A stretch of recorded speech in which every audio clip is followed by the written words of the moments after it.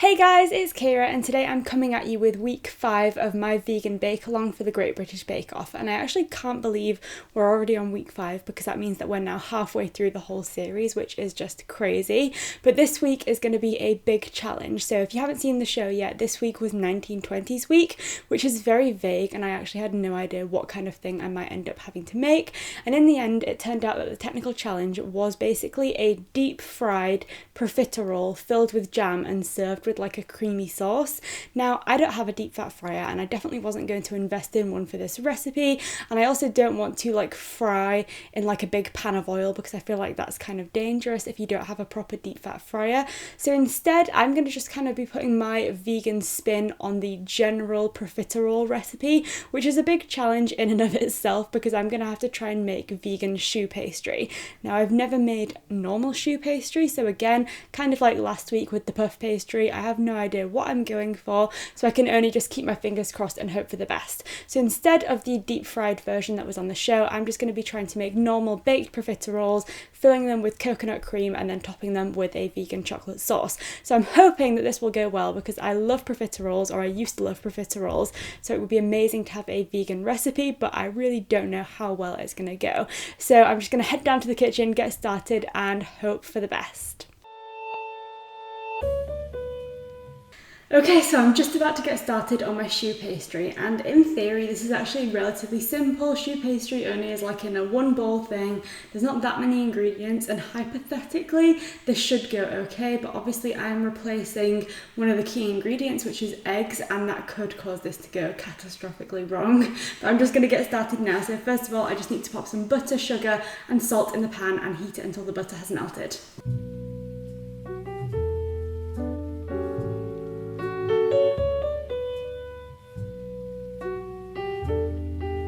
Now, whether it's because it's like got a higher water content or what, I'm not sure, but vegan butter always seems to melt really quickly, so it shouldn't take long at all. Bollocks. There's also meant to be water in this. Okay. And 125 mils of water, which will stop it from burning. I thought it sounded very sizzly, and that'd be why, because I obviously was meant to include butter, no water. Okay, cool. At least I noticed it before a catastrophic point.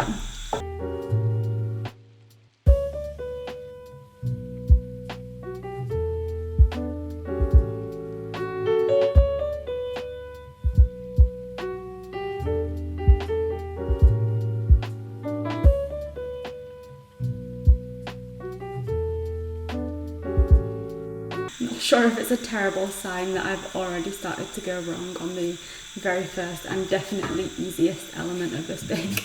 Okay, so as predicted, that's melted really quickly, and I now need to let it come to the boil before adding in the flour and the bicarbonate of soda. Now, I've chosen to use self-raising flour and bicarbonate of soda because, as I said, I'm replacing the eggs, and I think that the eggs are one of the main things that helps the profiteroles to rise, and so I'm choosing to use that rather than the plain flour that's in the traditional recipe, just because I feel like otherwise there'd be a pretty high chance of them just staying flat in the oven, whereas I want them to like puff up. So I'm hoping that the self-raising flour and bicarbonate will help that to happen.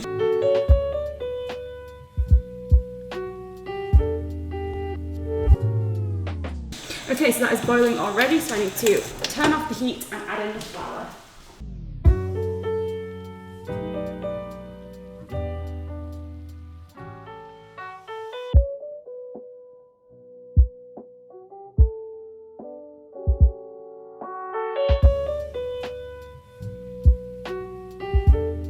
Okay, so this is actually doing what the recipe said it should. It's meant to come sort of into a big ball of dough and kind of like move away from the pan, and that is definitely happening. Then you are meant to heat it again on a lower heat for 1 minute. So, what's the time, Jay? 29. Okay, tell me when it's 30.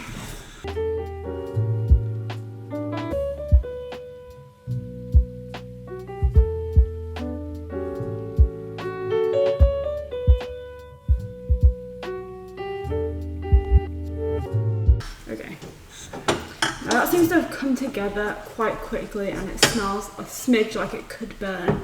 So I'm just going to leave it there. These pans that we've got, I really don't think are the best pans because they get super hot. Even the handles are like burning to touch, and so I don't think they're probably the best baking pans. So I'm just going to leave that there. It was only like 30 seconds off, but basically you just want it to have come into a nice ball of dough. Okay, so now that the choux pastry has all come together in a bowl, I need to mix in my egg replacer.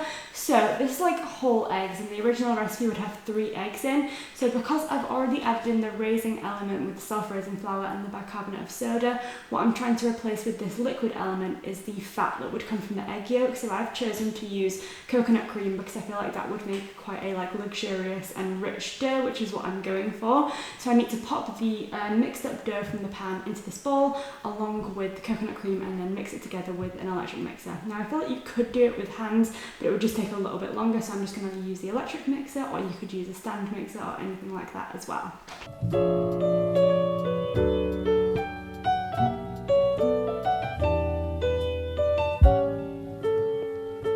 I'll probably mix it on quite a low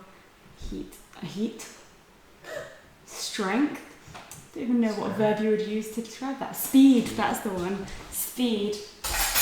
I'm going to use a low speed to begin with. Okay, now wish me luck.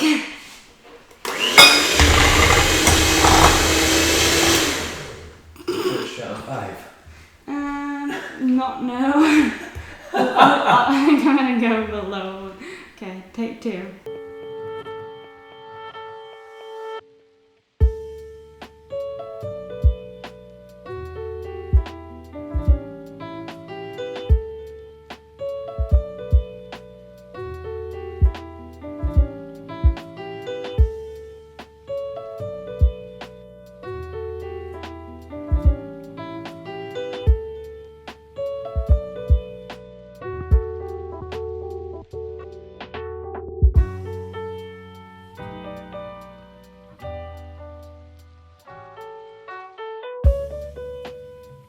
Okay, well in my opinion that looks quite good. It's a thick consistency, it's holding together but it's not too dry, and I'm pretty pleased with that. The thing that went wrong for a lot of the bakers on Bake Off was that it was too liquidy and wouldn't hold its shape, whereas this is definitely going to hold its shape, so I'm hoping that that's going to bode well for me. What's the test that they did on Bake Off? It was like dropping consistency, but like what it said on the thing was that it would like reluctantly drop off a spoon, and I feel like that's kind of reluctant, right?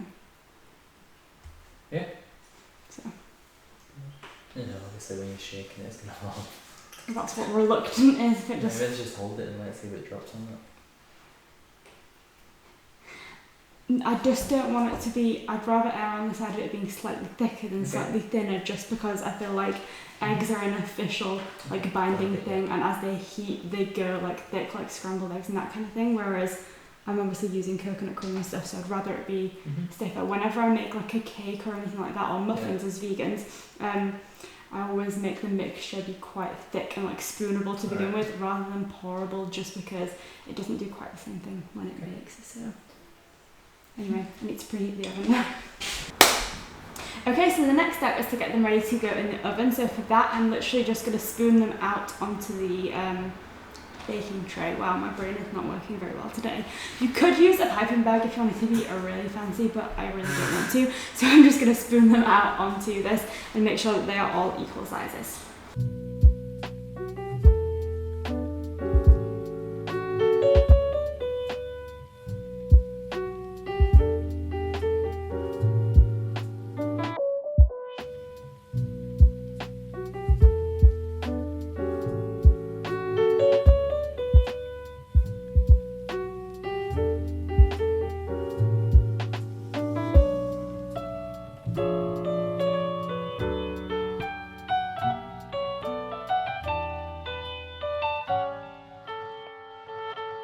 Man, I'm so excited for these. If these don't go well, I'm going to be really upset. Of all the bakes, I'll be really upset if this doesn't go well, just because how much I used to love profiteroles. I would absolutely love to be able to have them again. And this recipe, so far, I don't want to like eat my words or anything, but so far it's actually going quite well, and it's not taking too long either, so if this is good, this could actually be like quite a regular recipe. Okay, so in my opinion, and in all honesty, I don't really know why I'm saying this because I really don't know what it should look like, but they look pretty good to go if you're asking me. So I'm going to pop them in the oven. Now the recipe says to cook them for 20 to 25 minutes, but as I've said in every single one of these videos, our oven is a bit of a nightmare, so I really don't pay too much attention to how much recipes say that I should bake things for, and I just like to keep an eye on them myself. So I feel like they're meant to puff up a little bit and just kind of be nice and golden on the outside, so that's what I'm going to be looking for, and I'll just keep an eye on it. But obviously if you know that your oven is reliable, then probably just listen to the recipe and go for 20 minutes.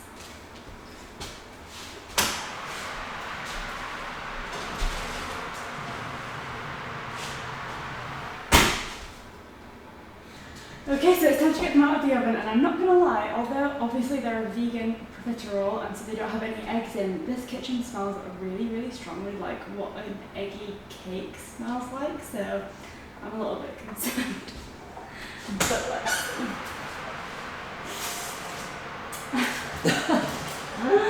Well, we made biscuits.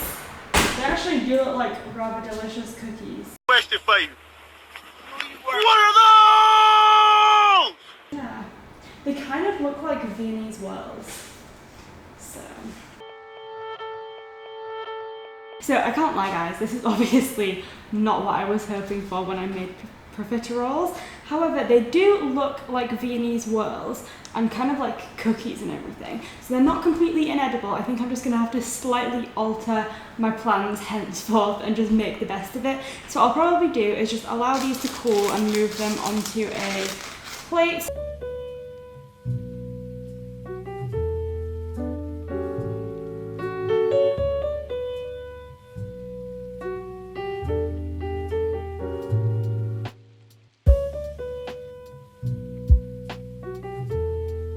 Okay, so despite the fact that this is a distinct failure, I'm just going to persevere and try and make the best of it just so I can at least have finished it.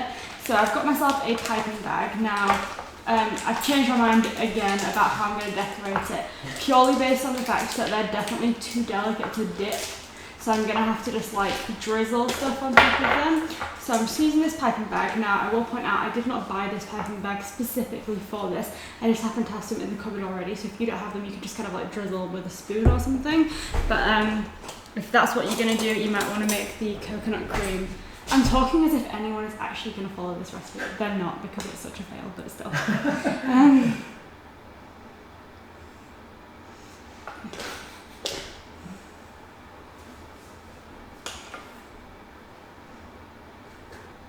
That should do, I reckon. So take this,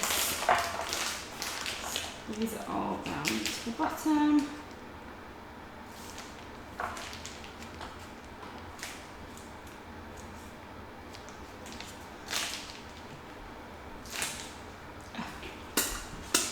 Right, and then snip the end off. It's not easy to cut with your wrong hand. It's happened to me.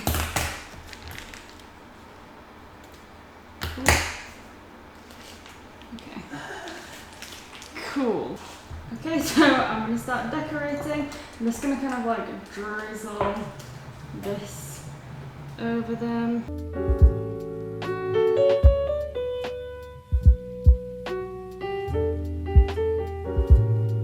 Right, now let's fix it with chocolate.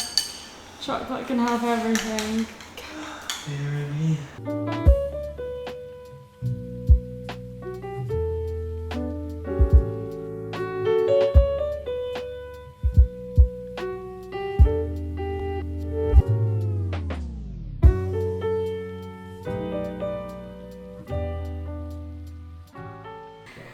Okay, it's taste test time, and normally I always say this is my most exciting part of any baking experience, but in this instance this is the scariest part because this bake has gone so badly wrong. I literally have no idea what I'm going to be biting into, so I'm just going to pick one up. They are super... I've dropped it. Super delicate, as you can tell. Oh my god. Wow.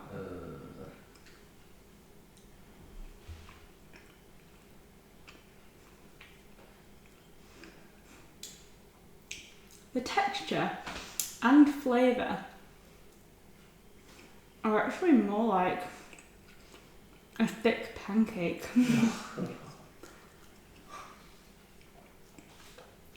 Rather than a profiterole or a cookie.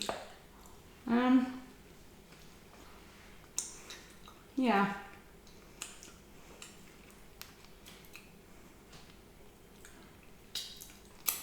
Now,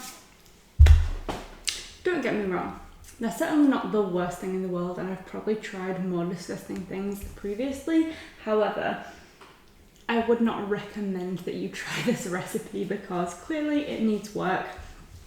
I am definitely going to try again in the future and see if I can figure out how to make vegan profiteroles because it is something that I really want to make. But the reason these are not so great is obviously partially because of the texture and also in the flavour. Because choux pastry is meant to be quite like bland, I guess, it doesn't have a lot of sugar in, so the actual like cookies don't really taste very good. They're more salty than they are sweet, and so without the topping they'd be kind of gross, but with the topping it's okay.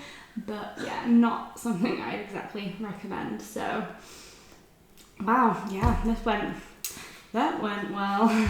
He's still gonna use that. Oh my god. What is this? Okay guys, so that was my rather horrific attempt at making vegan profiteroles, and they went so badly wrong. But we're now obviously halfway into the Bake Off Fake Off series, and I think that what I've deduced now is that the two recipes that have gone the most badly wrong were the angel slices from week 1 and now the vegan profiteroles. And I think that that's because both of those recipes rely so heavily on eggs to be like the main part of the recipe. They're the bit that sort of adds all the volume and helps it to bind together, and so obviously that makes it a little bit harder to veganize, and I think I've just not quite cracked that egg replacer when it's such an integral part of the recipe. When it comes to things like biscuits and other things like that, it's never quite as difficult because you don't need to make quite as much volume, but I think in these two particular recipes the volume from the egg was really important, and that is where the recipes kind of went wrong. And yeah, these ones were not brilliant at all, and I definitely wouldn't recommend that you try this recipe, but it was fun to try. And although I'm disappointed, mostly just because I really wanted to eat vegan profiteroles, I'm definitely going to try it again and see if I can figure out how to crack that egg replacement like theory, just because I really want to know how to do it, because I really need vegan profiteroles in my life. So obviously you haven't got a very good recipe out of this video, but I hope you've enjoyed seeing me epically fail at my attempt in making vegan profiteroles, because that was hilarious in the sense of how well it went. It like literally went as badly as it could have done, which was pretty funny if we're honest. So yeah, that's how it went, and I hope you've enjoyed having a laugh at my expense because I did so badly this week. But hopefully next week for dessert week it will go slightly better. I'll keep my fingers crossed because I could do with some nice yummy vegan desserts in my life. So thanks for watching, and I'll see you next time.